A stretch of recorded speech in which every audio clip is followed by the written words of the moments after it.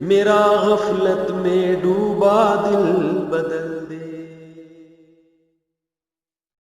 رونے کے باقاعدہ کیا ہوتے ہیں پروگرام. اب وہ بیٹی آئی امریکہ سے, وہ پہلے پھوٹ پھوٹ کے روئے گی. وہ جہاز میں آ رہی ہے آرام سے نا, آرام سے سکون سے. میں نے خود دیکھا یہ منظر, جہاز میں آئی آرام سے جناب, ایئرپورٹ پہ ٹیکسی میں بھی آرام سے, بڑے آرام سے تمیز سے آتے آتے, جیسے ہی میت کی کسی لواحقین میں سے کسی میں, وہیں سے اسپیڈ شروع. مقابلے ہوتے ہیں, جو زیادہ رو رہا ہے اس کو زیادہ محبت ہے, جو چپ بیٹھا ہوا ہے اس پہ ابد کیا تجھے محبت نہیں ہے کیا. رونے کے کیا چلتے ہیں, مقابلے چل رہے ہوتے ہیں. نہیں رو تو اس کا مطلب ہے آپ کو تو محبت ہی نہیں تھی ابا سے. ایک خاتون کے میاں مر گئے, سچا واقعہ ہے. میرے پاس فون آیا, ہمارے کوئی ریلیٹو تھیں, پھوٹ پھوٹ کے رو رہی ہیں کہ میرے میاں مر گئے, ہائے میں بیوہ ہو گئی. اوف, ایسی انہوں نے روئی ہیں کہ جو بھی فون سنے گا وہ بھی بیچارہ پھوٹ پھوٹ کے رونا شروع کر دے. تو چونکہ ہمارے ابھی کیا زیادہ ڈیٹیل میں نہیں جانا چاہیے, تو ہم لوگ جب ان سے ملنے کے لیے گئے تو بالکل فٹ فاٹ. ہم نے کہا آپ کو تو بڑا غم تھا. کہہ رہے ہیں جان چھوٹی, بڑی مصیبت دی ہوئی تھی, ٹینشن دی ہوئی تھی. وہ بندہ ٹھیک نہیں تھا نا جس کا انتقال ہوا, وہ بہت ظلم کر رہا تھا اپنی بیوی کے اوپر, بالکل بھی ٹھیک نہیں تھا وہ آدمی. تو وہ ہے نا جان چھوٹی, اللہ کا فضل ہو گیا, اللہ نے خود ہی اٹھا لیا. لیکن اب مرنے پہ ایسا ریئیکٹ کرنا ہے وہ ایک مجبوری ہے بھائی. اگر ایسا ریئیکشن نہیں کیا لوگ بولیں گے واہ بھائی واہ, میاں مر گیا, رونا ہی نہیں آ رہا ان کو. تو یہ ڈرامے چل رہے ہیں زیادہ تر. اسلام میں حکم یہ ہے کہ بھائی کوئی میت ہو گئی تو 3 جملے کہو اور پتلی گلی سے نکل لو. اعظم اللہ اجرک, وہاں جاؤ تسلی کے. وہ بھی ہر آدمی نہ جائے بھائی, جن کے کوئی خاص رشتہ دار ہیں, جو ریلیٹو ہیں, جو جن کے جانے سے تسلی ہوگی سامنے والے کو, 3 جملے بولو جا کے بھائی اعظم اللہ اجرک, جو مصیبت آپ کو پہنچی ہے اللہ اس پہ آپ کے اجر میں اضافہ کر دے. واحسن عزاءک, اس غم پہ اللہ آپ کو صبر کی توفیق دے. وغفر لمیتک, اور مرحوم کی مغفرت فرمائے. 3 جملے کہے, 2-4 اور تسلی کی بات کریں اور پتلی گلی سے بولو بھائی نکل لیں. وہیں تمبو میں دھرنا مار کے مت بیٹھیں آپ, وہاں بیٹھ جاتے ہیں. اب اس کے لیے دودھ پتی آ رہی ہے, پھر چائے آ رہی ہے, پھر پانی آ رہا ہے. وہ میت کے رشتہ داروں بیچارے وہ کہتے ہیں یہ مرنا اتنی بڑی ٹینشن نہیں تھا جتنا یہ جو تعزیت کے لیے آنے والے یہ اس سے بڑی ٹینشن بن چکے ہیں. اور پھر بھی ہمارے ہاں تو اسلام کی برکت ہے, برداشت کی حد تک ٹینشن ہوتی ہے, ڈپریشن میں جاتا ہے, مرتا نہیں آدمی. جو غیر مسلم ہے نا, ان کے ہاں تو میت اتنی بڑی ٹینشن دے کے جاتی ہے دنیا سے کہ ان کے 2-2 ہفتے کے پروگرام چلتے ہیں میت کی تعریفوں کے الگ. اس وقت دفناتے نہیں ہیں اس وقت تک.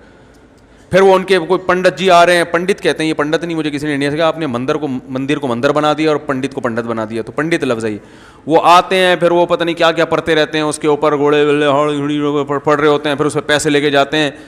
وہ کئی ہزار روپے کا وارثوں کا خرچہ ہو جاتا ہے. ہمارے یہاں اسلام نے کہا خرچہ کرنے کی چندہ ضرورت نہیں ہے, صرف خرچہ ہوگا میت کے کفن کا ہے بھائی, میت کی قبر کا.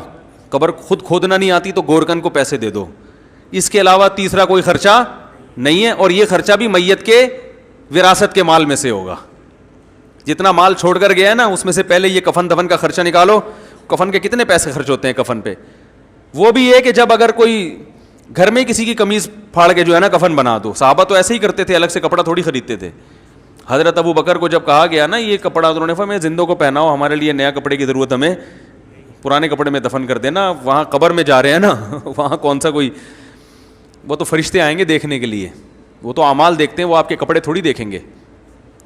تو ٹینشن نہیں لو بھائی, زندگی کو کیا بناؤ, ہلکا ہلکا بناؤ, کاموں میں ٹائم لگاؤ. اب جو دنیا سے چلا گیا وہ واپس نہیں آئے گا. اب آپ نے کرنا ہے اس کے لیے مغفرت کی دعا. جو غم خود سے ہو رہا ہے وہ تو ہوتا ہے, وہ تو نیچرل ہے, وہ تو نبی کو بھی ہوتا تھا, آنکھوں سے آنسو ٹپکتے ہیں, بس کافی ہے. چیخنا چلانا, آپ صلی اللہ علیہ وسلم نے میت پر چیخنے چلانے والی عورتوں پر لعنت فرمائی ہے. کتنا بڑا جرم ہے. اور آج میت پہ عورتیں چیختی ہیں کہ نہیں چیختی, ہاں ہاں ہاں ہاں کر کے, اس کو کمال سمجھتی ہیں. کمال صبر کرنا ہے, چیخنا چلانا کمال نہیں ہے. عورت کے لیے سب سے بڑا غم اس کے بچے کی موت ہے, کیونکہ عورت کی سب سے محبوب چیز کیا ہوتی ہے, بچہ. ایک عورت کا بچہ مر گیا نبی صلی اللہ علیہ وسلم کے دور میں, وہ اتنی غمزدہ ہوئی کہ بچے کی قبر پہ کھڑے ہو کر رونا پیٹنا کیا نا اس نے, چیخ رہی ہے, چلا رہی ہے. آپ صلی اللہ علیہ وسلم پیچھے سے گزرے, انہوں نے فرمایا صبر کرو صبر. اسے نہیں پتا تھا کہ نبی صلی اللہ علیہ وسلم نے, اس نے کہا آپ کو وہ غم پہنچا ہوتا نا, مجھے پہنچا ہے, پھر میں پوچھتی کہ کیسے صبر کیا جاتا ہے. اس نے گویا طنز کیا, اس کو نہیں پتا تھا کہ آپ صلی اللہ علیہ وسلم میں. اس نے کہا اصل میں غم تو جس کو پہنچا ہے وہی جانتا ہے نا, ہمارے یہاں یہی ہوتا ہے نا, آپ کسی کو بولو صبر کرو, کہہ رہے تمہیں تکلیف ہو نہیں رہی نا اس لیے تم صبر کا کہہ رہے ہو. رونے پر پابندی نہیں ہے, چیخنے چلانے پر پابندی ہے, واویلا کرنے پر پابندی ہے. تو وہ صحابیہ کو کسی نے بتایا کہ تو رسول اللہ صلی اللہ علیہ وسلم ہے, تو وہ فوراً پریشان ہو کے گئیں اور نبی صلی اللہ علیہ وسلم کے پاس آ کے کہنے لگی میں اب صبر کروں گی. آپ نے فرمایا انما الصبر عند الصدمۃ الاولی, جب صدمہ پہنچتا ہے نا اس وقت صبر کی فضیلت ہے, بعد میں تو سب کو صبر آ جاتا ہے. کون ساری زندگی بیٹھ کے کون روتا ہے.